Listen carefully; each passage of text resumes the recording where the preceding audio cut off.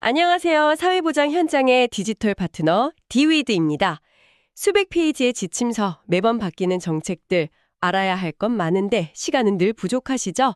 그래서 준비했습니다. 슬기로울 정책생활. 오늘은 2026 의료 요양 통합 돌봄 사업 안내 심층 학습하겠습니다. 운전 중에 혹은 서류 정리 중에 가볍게 들어보세요. 지금 시작합니다.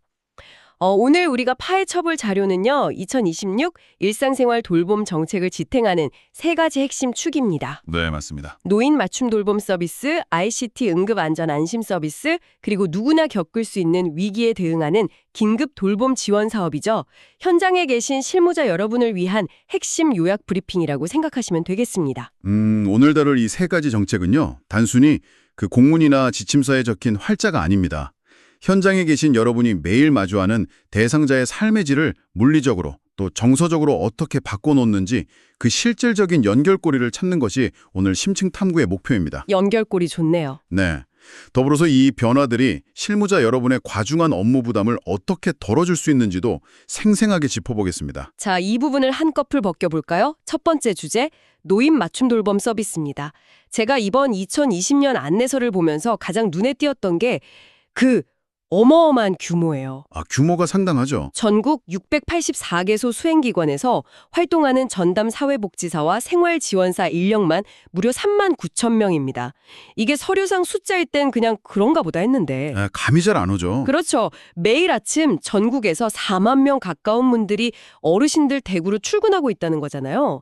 거대한 유기체가 매일 아침 깨어나는 느낌마저 듭니다. 이것을 더 큰 관점에서 연결해 본다면 이 거대한 인력이 움직이는 진짜 목적을 명확히 할 필요가 있습니다.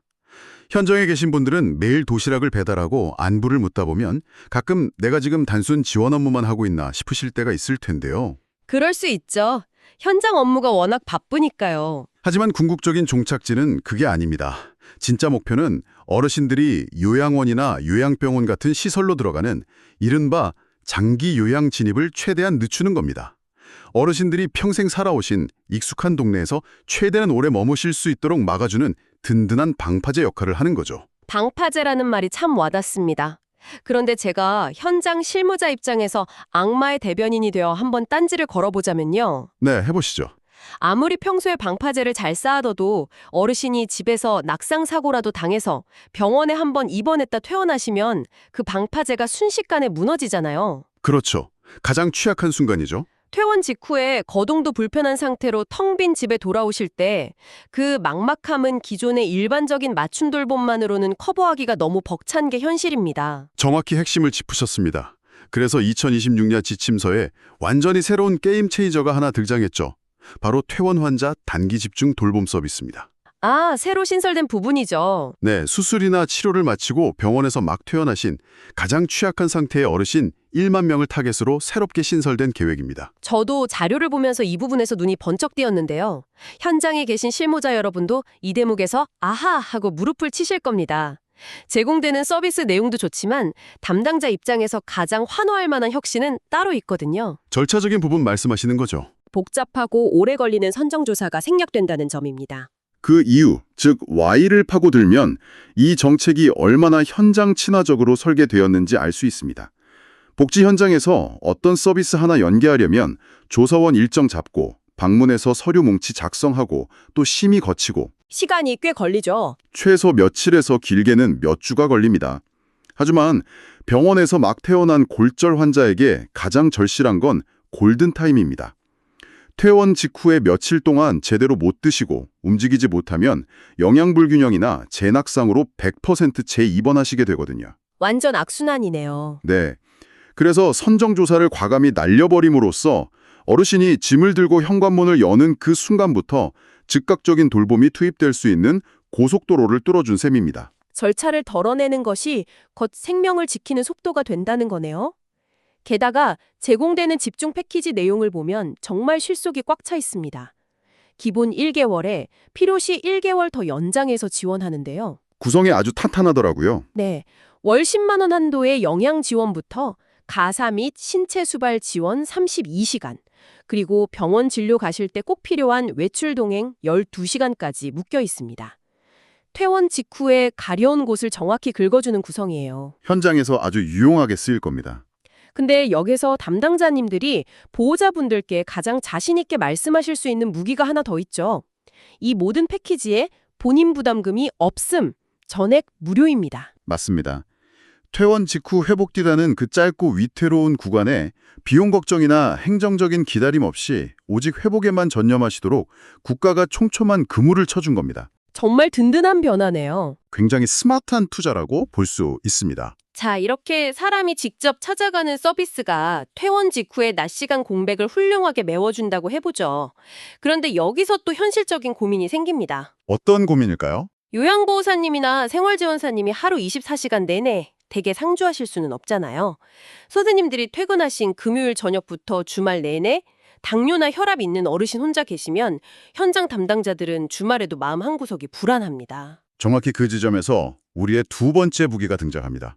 바로 기술을 통해 24시간 빈틈을 메우는 독거노인 장애인 응급안전 안심 서비스입니다. 아, 두 번째 축이군요.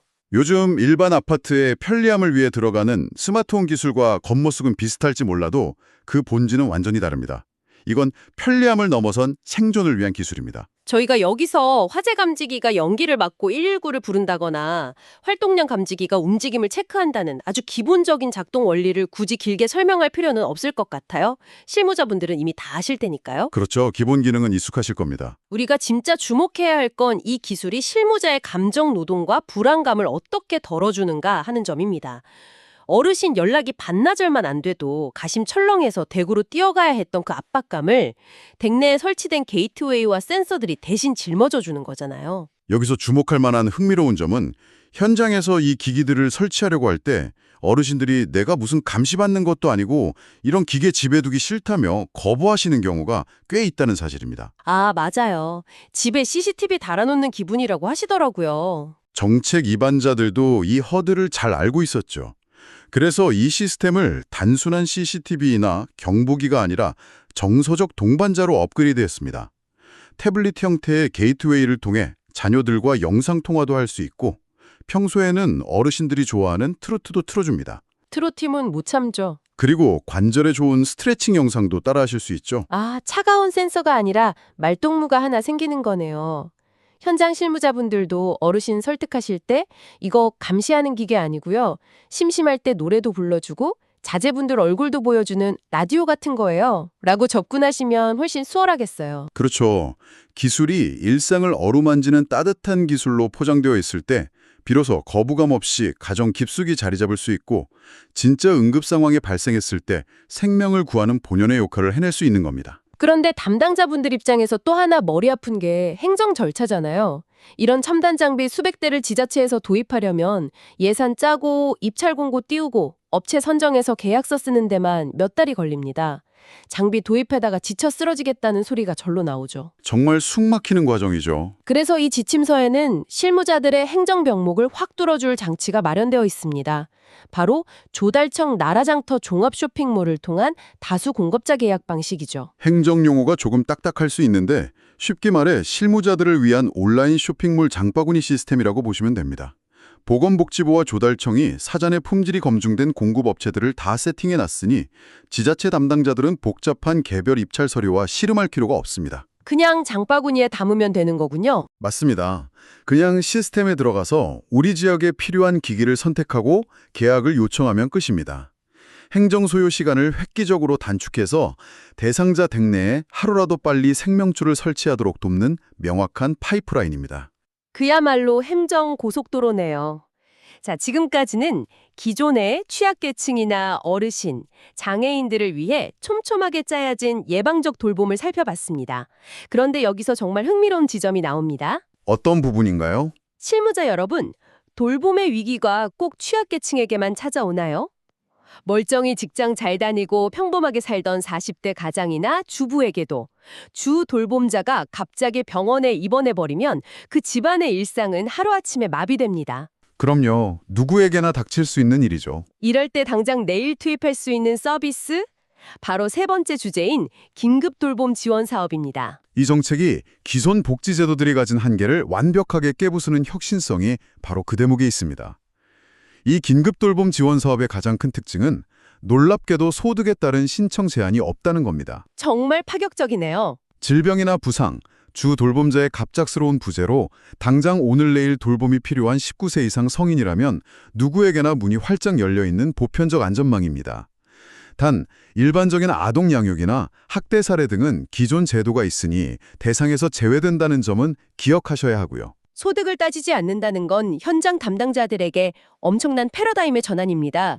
보통 민원인이 다급하게 찾아오면 담당자 입장에서 제일 먼저 해야 하는 말이 소득증빙 서류 떼어오세요잖아요. 건강보험료 납부 확인서 떼오고 재산 기준 맞는지 심사하는 데 시간을 다 허비합니다. 그러다 보면 위기를 넘길 타이밍을 놓치게 되죠. 정작 그 사이에 위기 상황의 골든타임은 날아버리니까요. 그런데 이 긴급 돌봄은 소득 심사라는 거대한 허들을 아예 치워버린 겁니다. 서류는 나중에 보고 일단 내일 아침에 요양보호사님부터 보내드릴게요가 가능해진 거죠. 맞습니다. 서비스의 접근성은 100% 열어둔 것이죠. 하지만 국가의 예산과 자원이 무한정 있는 것은 아니지 않습니까? 그래서 정책적 묘수를 뒀습니다. 문은 누구에게나 열어도 돼, 나중에 정산할 때 소득 수준에 따라 본인 부담률을 차등화한 겁니다. 일단 급한 불부터 끄고 비용은 나중에 따지는 거군요. 예를 들어 기초생활수급자나 차상위 계층은 비용이 전액 면제되지만 중위소득 160%를 초과하는 일반 가정은 비용의 100%를 본인이 전액 부담해야 합니다. 위기 상황에 당장 믿을 만한 인력을 파견해주는 시스템은 국가가 제공하되 비용은 지불 능력이 있는 사람이 부담하게 해서 제도의 지속 가능성을 담보한 훌륭한 설계죠. 서비스는 당장 쓰게 해주되 낼 여력이 있는 사람은 내게 한다. 아주 합리적이네요. 자, 그럼 여기서 현장 실무자들을 위한 실무 꿀팁 하나 짚고 넘어가겠습니다. 제공되는 서비스 내용이 신체 청결, 가사 지원, 이동 지원 등이라는 건 이미 다들 아실 텐데요. 문제는 그 서비스 단가입니다. 단가가 어떻게 되죠? 2025년 기준으로 1시간에 25,000원, 2시간에 49,000원, 방문 목욕은 차련 이용 시 회당 82,000원 정도거든요. 여기서 딴지 한번 더 걸어보겠습니다. 기존 장기 요양 수가를 준용해서 아주 투명한 건 알겠는데 급하게 당일이나 다음 날 인력을 파견해야 하는 제공기관 입장에서 이 단가가 충분한 유인책이 될 수 있을까요? 굉장히 날카로운 지적입니다. 사실 긴급하게 인력을 수비하는 수고로움에 비하면 기존 수가를 그대로 적용하는 것이 현장에서는 조금 박하게 느껴질 수 있습니다. 맞아요. 현장에서는 늘 인력난이니까요. 하지만 이 기준을 명확히 세워두지 않으면 지역별로 부르는 게 값이 되어버리는 시장의 혼란을 막을 수 없습니다. 투명한 가격 체계를 노인 장기요양보험 수가에 단단히 묶어둠으로써 제공기관과 이용자 모두가 결과를 예측하고 신뢰할 수 있게 만든 정책적 결단으로 보셔야 합니다. 안정성과 투명성을 선택한 거군요. 단가에 이어서 실무자분들이 지침서 보실 때 형광펜척 그어두셔야 할 방어막 하나 더 알려드릴게요. 장복이나 은행 방문 동행 같은 이동 지원하실 때 제공 인력의 개인 차량 이용은 절대 불가라고 명시되어 있습니다. 이거 정말 주의해야 할 포인트네요. 현장에서 어르신들이나 보호자분들이 날도 추운데 선생님 차 좀 얻어 탑시다 하시는 경우 정말 많잖아요. 인정상 거절하기 힘들어서 태워드렸다가 가벼운 접촉사고라도 나면 보험 처리부터 책임 소재까지 현장 담당자들만 엄청난 독박을 쓰게 됩니다. 지침에 아예 금지 조항으로 박혀 있으니 이걸 근거로 단호하게 선을 그으셔야 실무자 여러분을 보호할 수 있습니다. 아주 중요한 현장 팁입니다. 행정 절차 또한 실무자의 부담을 줄이는 데 초점이 맞춰져 있습니다. 위기 발생 시 읍면동 창구나 복지로를 통해 신청이 들어오면 지자체에서 신속히 결정하고 즉각 전자바우처를 발급합니다. 오, 원스톱으로 이어지네요. 네, 그러면 시, 도, 사회서비스원 등이 제공기관을 빠르게 연계해주고 최종 비용 정산은 한국사회보장정보원을 통해 일괄 처리됩니다. 여러 주체가 각자의 역할에 맞춰 유기적으로 톱니바퀴처럼 돌아가는 원스톱 흐름을 갖춘 것이죠. 읍면동부터 정보원 정상까지 국민의 위기 상황을 돕기 위해 행정 라인이 일사불란하게 움직이는 청사진이 그려지네요. 자, 오늘 우리는 퇴원 환자를 위한 새로운 예방 돌봄의 패러다임부터 실무자의 불안감을 덜어주는 ICT 기술, 그리고 소득 제한을 완전히 날려버린 혁신적인 긴급 돌봄까지 2026년의 핵심 변화를 짚어봤습니다. 이는 우리에게 중요한 질문을 하나 던집니다.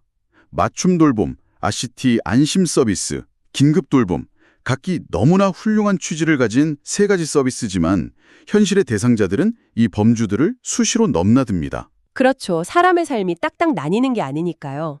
어제 긴급 돌봄을 받던 김 어르신이 오늘 병원에 입원했다가 내일 퇴원 환자 단기 집중 돌봄 대상자가 될 수도 있고 그 댁에는 이미 RCT 장비가 모니터링을 돌고 있을 수도 있죠. 파편화된 이 세 개의 정책 데이터를 어떻게 하나로 엮어서 대상자를 입체적으로 파악할 것인가. 분절된 서류의 벽을 넘어 이 정보들을 하나의 통합된 지역 시스템으로 관리해내는 것이 현장 실무자와 정책 위반자들이 함께 풀어야 할 다음 단계의 과제입니다. 그래서 이게 현장에서 어떤 의미를 가질까요? 오늘 다룬 지침서의 내용을 달달 외우는 것도 중요하지만 결국 매일 파도처럼 밀려오는 그 수많은 대상자 데이터와 정책들을 어떻게 우리 지역만의 시스템으로 엮어 그물망을 짤 것인지가 현장 돌봄의 승패를 가른다는 뜻일 겁니다. 부서 간의 벽을 허물고 데이터를 연결하는 것, 그것이 결국 서류상 복지가 아닌 체감하는 복지를 만드는 진짜 기술 아닐까요? 지금까지 오늘 정책의 핵심 포인트들을 짚어봤습니다. 업무에 작은 도움이 되셨나요? 복잡한 정책을 이해하는 것만큼 중요한 건 그것을 우리 지역만의 특색에 맞춰 현장에서 구현하는 것입니다. 엑셀과 종이뭉치 대신 우리 지역 맞춤형 디지털 시스템이 필요하다면 언제든 디위드를 찾아주세요. 행정은 레거시 시스템이, 현장 돌봄의 완성은 디위드가 함께합니다. 더 자세한 내용과 실무 팁은 디위드 홈페이지에서 확인하실 수 있습니다. 구독과 좋아요로 내일의 복지 행정을 더 가볍게 만드세요. 보다 촘촘한 사회 안전망을 위한 디지털 파트너 디위드였습니다. 감사합니다.